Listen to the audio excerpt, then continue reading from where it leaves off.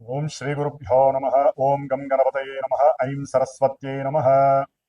ఓం దేవానాం చ ఋషీణాం చ గురుం కాంచన సన్నిభం బుద్ధిమంతం త్రిలోకేశం తం నమామి బృహస్పతిం. శ్రీ బృహస్పతయే నమః. జ్ఞానసిద్ధిని వీక్షిస్తున్నటువంటి ప్రేక్షకులందరికీ కూడా బృహస్పతి అనగా గురువు యొక్క అనుగ్రహం కలగాలని ఆశిస్తూ అందరికీ కూడా ఆర్థిక సంపత్తులు, సిరి సంపదలు, గృహ వాహన సుఖ సౌఖ్యాదులు, అఖండమైనటువంటి విద్య ద్వారా కలిగేటువంటి సుఖ సౌఖ్యాదులు, అలాగే సత్సంతాన ప్రాప్తి, వివాహ యోగాలు, ఇట్లా ఏవైతే శుభాలను ఇచ్చేటటువంటి ఆ గ్రహము మనకి ప్రస్తుతము జూన్ 2వ తేదీ నుండి అనగా 1వ తేదీ అర్ధరాత్రి 1 తర్వాత శుభగ్రహమైనటువంటి బృహస్పతి గ్రహాలన్నిటిలోకి కూడా అతి పెద్ద గ్రహము ఈ గ్రహము. మరి వీరు కర్కాటక రాశి ఉచ్చస్థాన స్థితిలో తన యొక్క సొంత నక్షత్రమైనటువంటి పునర్వసు నక్షత్రంలో ఉన్నప్పుడే ఆ రాశిలోకి ప్రవేశించి దాదాపుగా అక్టోబర్ 30వ తేదీ వరకు కూడా కర్కాటక రాశిలో 3 నక్షత్రాల ద్వారా అతని యొక్క సంచారం జరుపుతూ ఎన్నో రాశుల వారికి శుభాలని, కొన్ని రాశుల వారికి కొన్ని ఇబ్బందికరమైనటువంటి ప్రతికూలమైనటువంటి భావాలను ఆయన ప్రేరేపిస్తూ అందరికీ, ప్రపంచానికి కూడా చక్కటి భవిష్యత్తుని నిర్ణయించేటటువంటి ఆ బృహస్పతి అనుగ్రహం మన అందరికీ ఉండాలని ఆశిస్తూ వృశ్చిక రాశి వృశ్చిక రాశి వారికి జూన్ 2వ తేదీ నుండి అక్టోబర్ 30వ తేదీ వరకు కూడా అత్యంత శుభగ్రహమైనటువంటి వీరి యొక్క జన్మరాశికి ద్వితీయ పంచమాధిపతి అయినటువంటి శుభగ్రహము మరి భాగ్యస్థానంలో, కోణస్థానంలో ఉచ్చస్థితిగతుడై మిత్రక్షేత్రంలో సంచారం చేయటం అంటే ఈ జన్మలో వీరు చేసుకున్నటువంటి పుణ్యమంతా కూడా ఈ 4 నెలల కాలంలో వీరిని భరిస్తుందని చెప్పుకోవాలి వృశ్చిక రాశి వారు. ఎందుకంటే గురుగ్రహ దృష్టి ఎవరి రాశికైతే తగులుతుందో వారికి సిరి సంపదలు సువర్ణ యోగం పట్టినట్టే లెక్క. మరి గురువు ఆయన యొక్క పంచమ దృష్టితో వీరి యొక్క జన్మరాశిని చూడటము, వీరి యొక్క పంచమ స్థానాన్ని చూడటము, వీరి యొక్క తృతీయ స్థానాన్ని చూడటము, దీని ద్వారా వీరి ఆరోగ్య విషయంలో ఇంతకు ముందు అంతర్గతంగా బాధపడుతున్నటువంటి కొన్ని విషయాల యందు అనారోగ్య సమస్యలు తీరిపోతాయి, తొందరగా తీరిపోతాయి. ఈయన రావడం ఏంటి, కొన్ని అనారోగ్యాలు తొలగిపోవడం ఏంటి. సంతానపరంగా ఇబ్బందులు పడుతున్న వాళ్ళు, అంటే సంతానానికి వివాహం కాలేదని, సంతానము దురలవాట్లకి గురయ్యారని, సంతానం సరిగ్గా చదవట్లేదని, సంతానం వీరి మాట వినట్లేదని, సంతాన యోగము లేదని ఎవరైతే బాధపడుతున్నారో వారికి సంతానపరమైనటువంటి సౌఖ్యము, సుఖము, యోగము, భోగము, భాగ్యము అన్నీ కలుగుతున్నాయని చెప్పుకోవాలి. కొంతమందికి అయితే కనుక పిల్లల యొక్క చదువు గురించి విదేశాలకు పంపించినటువంటి వృశ్చిక రాశి వారికి కోట్లు, లక్షలు వచ్చి వీరి యొక్క అకౌంట్లో పడే అవకాశాలు ఉంటాయి. కొంతమందికి మీరు అనుకున్నటువంటి ఉద్యోగ వ్యవహారాల యందు లాభము కలిగే అవకాశం ఉంటుంది. అంటే లాభం అంటే కొంతమందికి ఉద్యోగాలే పోతాయి. వృశ్చిక రాశి వారికి ఈ యొక్క గురుడు 9లో ఉండడం ద్వారా లాభము ఏ విధంగా కలుగుతుంది అంటే, ఉద్యోగాలు పోయినప్పటికీ వీరి యొక్క ఆలోచనలు, వీరి యొక్క ప్రణాళికలు ఆల్రెడీ ముందు పెట్టుకొని ఉంటారు. ఒకవేళ ఉద్యోగ వ్యవస్థలో నాకు ఉద్యోగం పోతే వెంటనే వ్యాపారానికి షిఫ్ట్ అవ్వాలి, లేదా వీరికి అనుకోకుండా తల్లిదండ్రుల యొక్క ఆస్తులు ఆ విధంగా కలిసి వచ్చేస్తాయి, లేదా అంతకుముందు అన్నదమ్ములు ఎవరన్నా డబ్బులు తీసుకుని ఉంటే వాళ్ళ డబ్బులు వీరికి చక్కగా ఇవ్వడం జరుగుతుంది. ఇవన్నీ కొన్ని సడన్ గా జరిగేటటువంటి శుభయోగాలు వీరికి అఖండ లక్ష్మీ యోగాన్ని కలుగజేస్తున్నాయి. వృశ్చిక రాశి వారికి కోణస్థానాధిపతి మరలా కోణంలో ఉండడం, పంచమాధిపతి పంచమం భాగ్యంలో ఉండటం అత్యంత యోగాన్ని కలుగజేస్తోంది. ఉండటమే కాదు, సొంత రాశిని చూడటం అనేది. కొంతమంది శస్త్రచికిత్సలు దాకా వెళ్లాల్సిన అవసరం ఉంటుంది, అక్కర్లేదని చెప్పి డాక్టర్ చెప్పేస్తాడు, అక్కర్లేదమ్మా తగ్గిపోతుందని చెప్పేస్తారు. దానివల్ల డబ్బు మిగులుతుంది.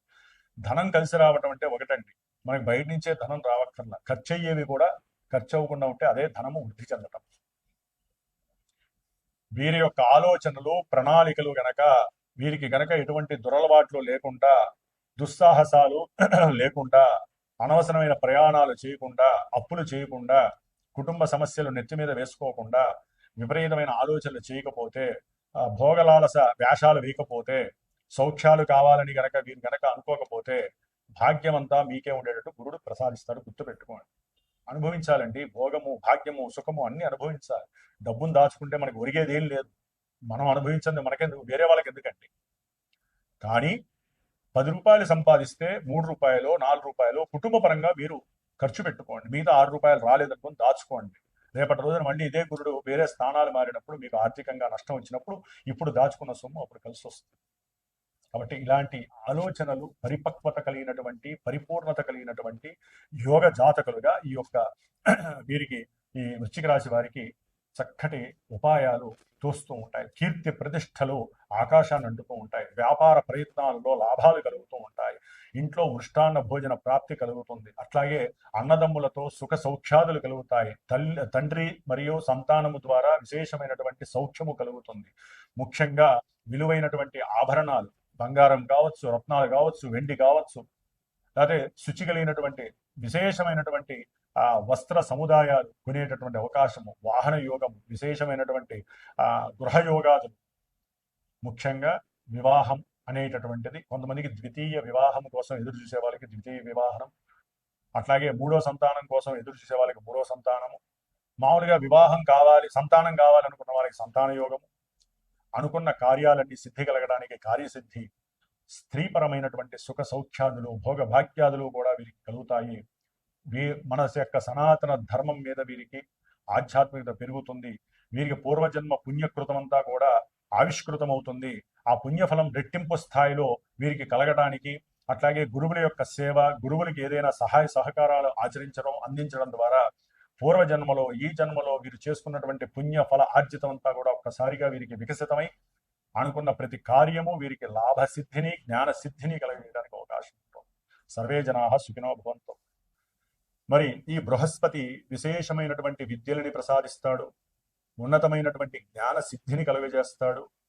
అలాగే మరి మనకు ఉన్నటువంటి టీచర్లు కావచ్చు, న్యాయస్థానంలో ఉన్నటువంటి న్యాయవృత్తి ఆచరించే వాళ్ళు, అది లాయర్లు కావచ్చు, లేకపోతే న్యాయమూర్తులు కావచ్చు, రాజకీయంలో అఖండమైనటువంటి జ్ఞానం ద్వారా పొలిటీషియన్స్గా ఉన్నటువంటి మేధావులు కావచ్చు, అలాగే పిహెచ్డి స్టూడెంట్స్ కానీ, పిహెచ్డి చేసినటువంటి ప్రొఫెసర్లు కానీ, పెద్ద పెద్ద విద్యాలయాలు నిర్మించినటువంటి వాళ్ళు, దేవాలయ ధర్మాదాయ కర్తలు కావచ్చు, అలాగే విశేషముగా సముద్రాలకి, నీటికి, అంటే సముద్రాలకి, నదులకి, బావులకి, ఇలాంటి వ్యవహారాలు, నీటికి సంబంధించినటువంటి వ్యవహారాలకి సంబంధించి ఎవరైతే బ్రిడ్జిలు కడుతూ ఉంటారో వారు కావచ్చు, ఇంజనీర్లు కావచ్చు, అట్లాగే ముఖ్యంగా కంప్యూటర్ రంగంలో పనిచేసేటటువంటి వాళ్ళు కావచ్చు, ఇట్లా ముఖ్యంగా బ్యాంకు ఫైనాన్షియర్స్, ఆర్థిక శాఖలో పనిచేసేటటువంటి వాళ్ళందరూ, విదేశీ ఎగుమతులు దిగుమతులు చేసేటటువంటి లాజిస్టిక్స్ వ్యాపారం చేసేవాళ్ళు,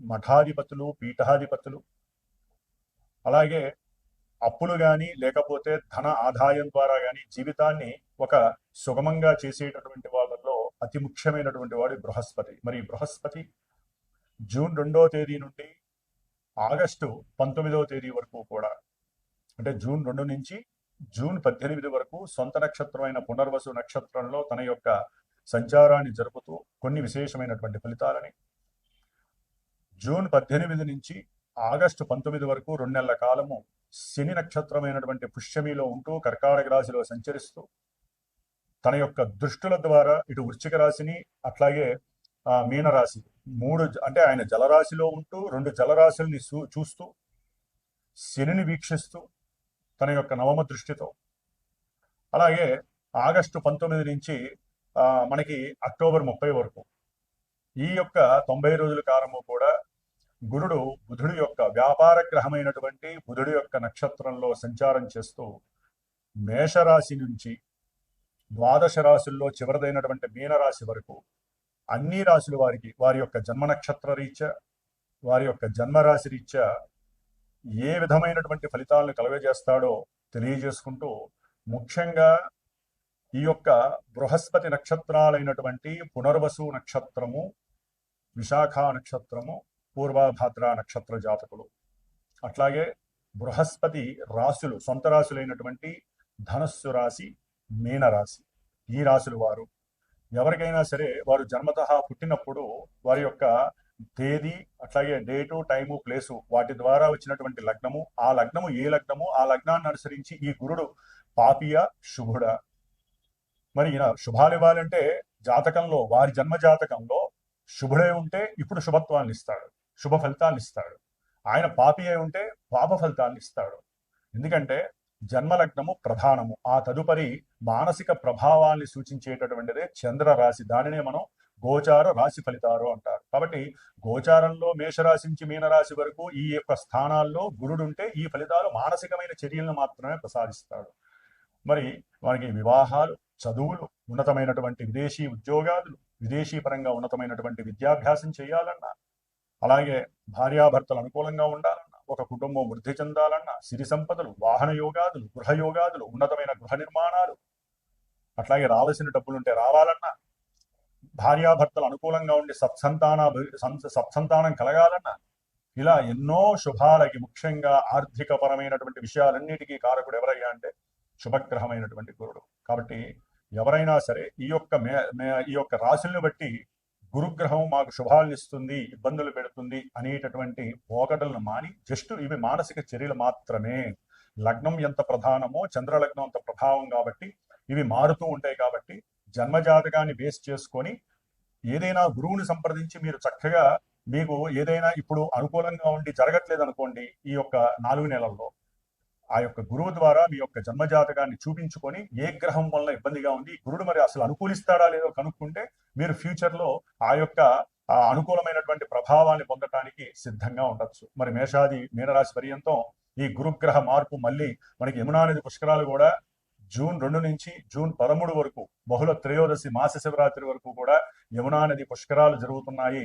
కాబట్టి గురుగ్రహ బలం కావాలన్నా, సత్సంతాన ప్రాప్తి కావాలన్నా, వివాహ యోగాలు కావాలన్నా, సిరి సంపదలతో పాటుగా అఖండ ధనాభివృద్ధి కలగాలన్నా ప్రతి ఒక్కరూ కూడా సాధ్యమైనంత వరకు దగ్గరలో ఉన్నటువంటి యమునా నది, ఎక్కడైనా సరే మనకి అది నార్త్లో ఉందా సౌత్లో ఉందా తర్వాత విషయం, యమునా నదిలో చక్కగా స్నానం ఆచరించి దేవతల యొక్క అనుగ్రహాన్ని పొంది, బృహస్పతి అనుగ్రహాన్ని మరీ పొంది, వారు గనక గురువుకి సంబంధించినటువంటి ఆ యొక్క దీక్షను గనక చేపట్టినట్లయితే చాలా విశేషమైనటువంటి భోగ భాగ్యాలు కలుగుతాయి.